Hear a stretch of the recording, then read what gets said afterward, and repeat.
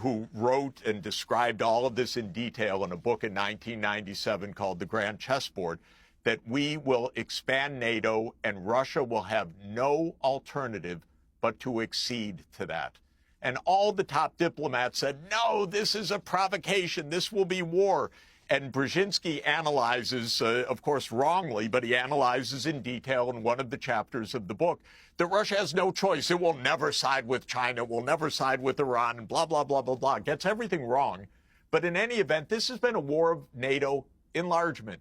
Russia does not want NATO on its border, especially with the United States out of the anti-ballistic missile treaty, which it unilaterally abandoned in 2002, out of the Intermediate Nuclear Force Treaty, which the United States unilaterally abandoned in 2019. Russia does not want NATO on its border. It does not want U.S. missile systems on its border. This is the basic point.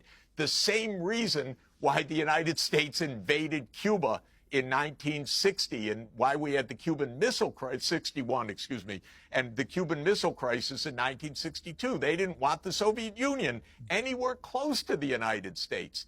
And if we just had a little bit of sense, Piers, we would understand this, and this war never would have taken place in this territory, never would even be in question, because Russia wasn't claiming the Donbass. It was claiming keep NATO away. And then under the Minsk agreement was, well, give them autonomy. Yes, it's Ukrainian, but let the Russian ethnic speakers be safe and have their own language, be able to speak Russian. So this is not about territory.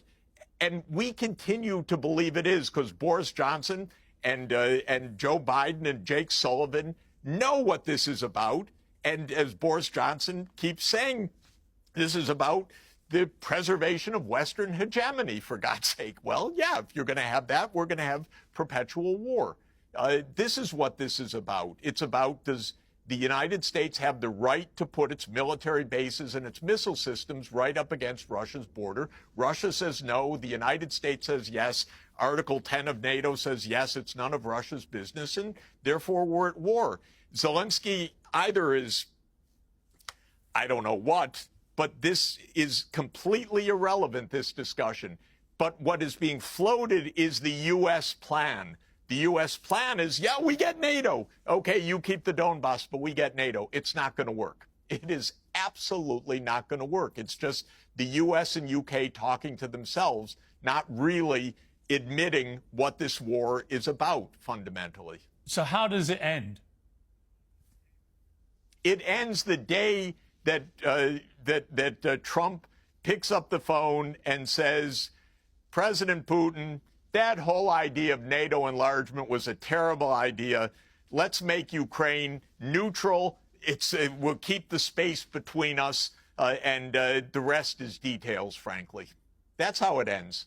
And if Trump is clever enough to understand that, because half his aides know it, the other half say exactly the opposite. But if Trump is clever enough to know that, the war is going to end right away. And how do you think Israel-Hamas war ends?